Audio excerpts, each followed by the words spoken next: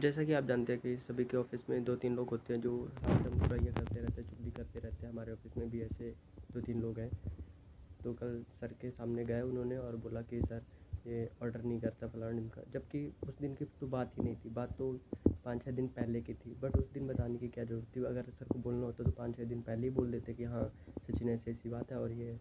But उस दिन तो सर ने कुछ बोला नहीं। तो फिर कल उन्होंने चुगली की तो सर ने मेरे को बुलाया और बोले कि भाई क्या है, तू ऑर्डर नहीं करता, जबकि मैं ऑर्डर कर देता हूँ, ठीक है। और बोले कि तू कंप्यूटर पे बैठ जा और मतलब पूरा काम संभाल ले। उनका कहने का मतलब था कि ये जो मैडम नहीं आती तो तू पूरा काम संभाल ले। अब मेरी उतनी स्पीड नहीं है, ठीक है, मेरे को भी पता है कि मेरी उतनी स्पीड नहीं है।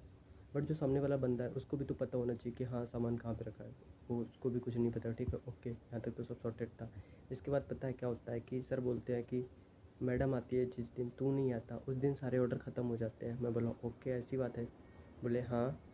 तो मैंने बोला कि सर एक काम करो, वो जो लड़का करता है उसको मंडे को बैठा दो और 300 प्लस ऑर्डर होते हैं, 350 ऑर्डर होते हैं, तो आप उससे 300 करा लो ऑर्डर, 2 कर ले तो बहुत अच्छी बात है।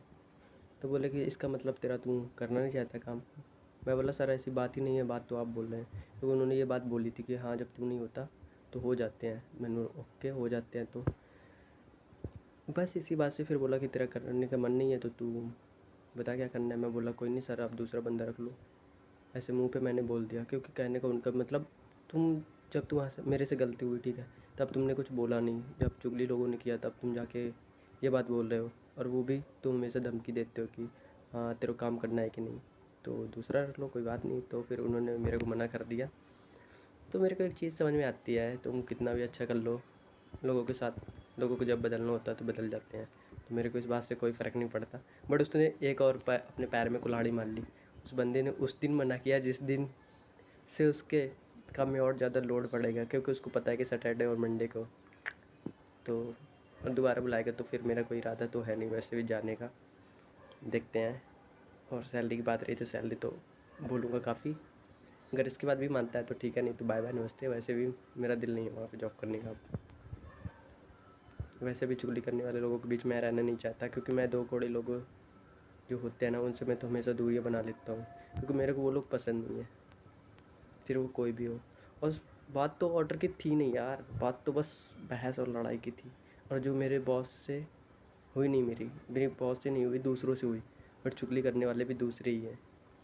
और पता है मैं काम कब से कर रहा हूँ? जब मेरे बॉस की कंपनी शुरू हुई थी, 1 मंथ हुए थे शायद, तब से मैं काम कर रहा हूँ। और मतलब बहुत सारे बंदे आए, बहुत सारे बंदे निकल गए, और मेरे बाद एक बंदा है बस। उसकी और उसकी समझ जाओ सिस्टम तो बनता ही है लड़का लड़के के बीच में। तो समझ जाओ बस चुगलियाँ होती रही और बहन चोद ये सब बकचोदियाँ कर रहे हैं।